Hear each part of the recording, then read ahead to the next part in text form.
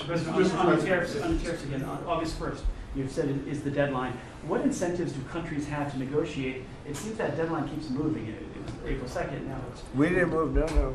It's always been August 1st, that's when we're paying.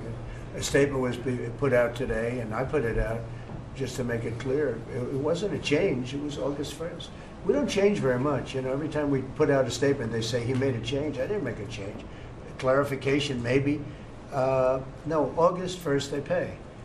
And everybody pays, everybody has to pay, and the incentive is that they have the right to deal in the United States. If they don't want to, they don't have to pay, and they don't have to deal here.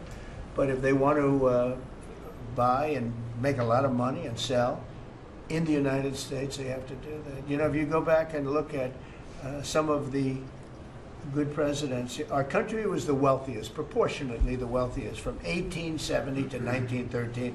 It was an all-tariff country. We didn't have income tax. That came in in 1913. We had tariffs, and we had so much money we didn't know what to do with it. We had, we had a couple of presidents that were very, very strong. McKinley, I guess, more than anybody, but he was the tariff king. But he was very, very strong. It's sort of sad. He made a fortune for this country, became very rich, and then Teddy Roosevelt went out and vice president, and he spent the money. And they said Roosevelt was a great president. And let's say he was a great president, but the money was paid by McKinley with tariffs. Tariffs are charged by other countries at levels that are ridiculous. And you know, I call those other countries to say, and every one of them is willing to give us everything now, by the way, just so you know. Sir, we'll charge you no tariffs, nothing. We'll give you everything. We'll give you access to our markets. We'll give you everything. Is that a correct statement, Scott? Yes, sir. Howard, would you say that's a correct statement? Exactly correct.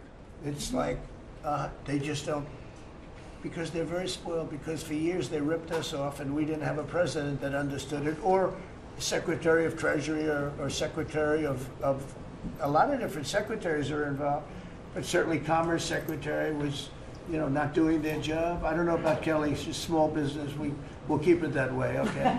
Her small business is bigger than almost all big businesses when you add it all up.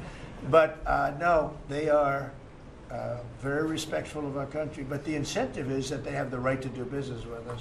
Without that, they don't have the right to do business. And that would be okay too.